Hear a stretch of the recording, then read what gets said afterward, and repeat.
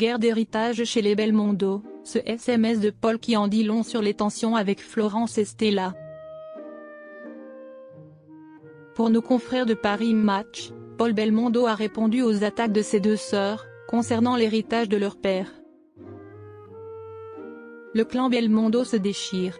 Alors que tout semblait avoir bien fonctionné lors de l'héritage de Jean-Paul Belmondo, voilà que les trois enfants de l'acteur sont en train de régler leurs comptes. Nos confrères de Paris Match ont pu retrouver Florence Belmondo, aux États-Unis. Elle accuse son frère, Paul, d'avoir détourné une partie de l'héritage de leur père.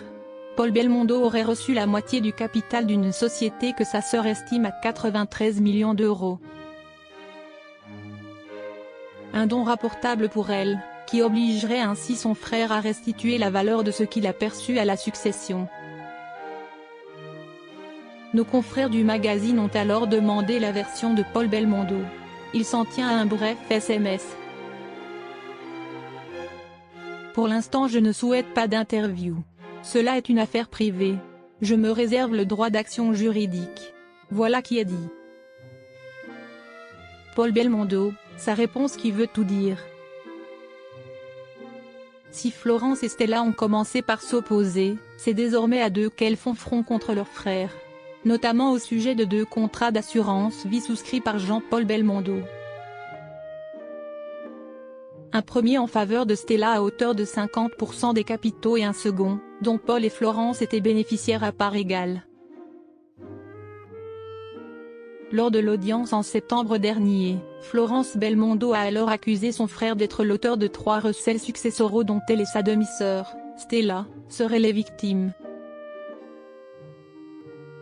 Un héritage qui soulève des questions. Au total, les deux femmes accusent Paul Belmondo d'avoir frauduleusement détourné plus de 100 millions d'euros en obtenant une partie de l'héritage de leur père avant même sa mort. Les 3 testaments de Jean-Paul Belmondo n'arrangent pas les choses, un premier datant de 2012, un autre détaillant ses souhaits pour ses funérailles en 2017 et un dernier désignant le notaire qu'il avait choisi pour exécuteur testamentaire, datant de 2019. Paul Belmondo ne veut donc pas commenter cette histoire familiale qui se finit comme beaucoup d'héritages devant les tribunaux.